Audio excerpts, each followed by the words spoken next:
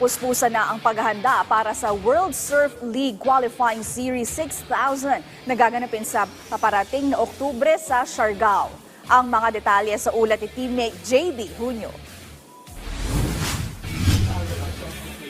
Matapos ang matagumpay na World Surf League Qualifying Series 5000 noong nakaraang taon, muling mag-host ang Pilipinas para sa bagong edisyon ng World Surf League Qualifying Series 6000 na gaganapin sa October 23 to 31 sa Cloud9 Siargao Island, Surigao del Norte. Sa special edition ng Weekly Forum ng Philippine Sports Writers Association, pinangunahan ni Philippine Sports Commission Chairperson Patrick Pato Gregorio ang nasabing press conference kung saan binigyang diin nito kung gaano kahalaga ang suporta sa sport na surfing. When we support a particular sport, very important sa atin kung who's behind it, who is supporting it, sino yung mga leaders behind it, and sino yung mga athletes behind it. Ano yan eh? It's branding put all together, di ba? And sino ba naman ang mag-question sa ganda ng surfing? Kasama rin sa mga dumalo sina Presidential Son at Sports Ambassador Vinnie Marcos, Technical Director of WSL Philippines John Carby, Representative Lone District of Aurora Romel Angara, House Youth and Sports Development Chairman Mike D. III at United Philippine Surfing Association President Dr. Raul Canlas. Ayon kay Sports Ambassador Vinnie Marcos, malaking bagay ang event na ito para sa umuusbong na pagkilala sa surfing sa bansa.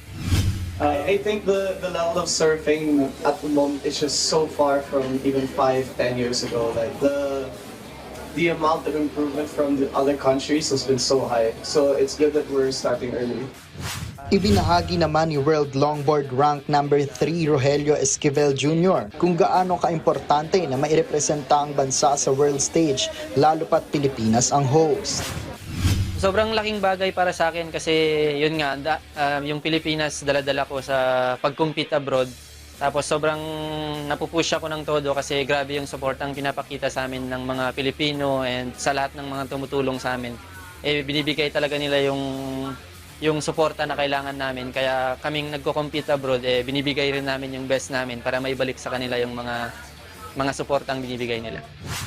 Mahigit 128 male at 64 female surfers mula sa China, Japan, Taiwan, Indonesia, Thailand, Australia, New Zealand at Pilipinas ang sasabak sa kompetisyon para sa nakatayang $50,000 na premyo para sa magiging kampiyon. Matatanda ang kamakailan ay personal na binisita ni PSC Chairperson Gregorio ang technical team sa Siargao para tukuyin ang mga hakbang tungo sa matagumpay na pag-host ng nasabing global surfing event. Kasama sa mga dumalo ang top Filipino surfer na si John Mark Maramatokong, National Surfing Coach Philmar Alipayo at surfing advocate at aktres na si Andy Eigenman na kapwa nagpahayag ng suporta sa mas malaking koordinasyon sa pagitan ng PSC at pag-usbong ng local surfing community sa bansa.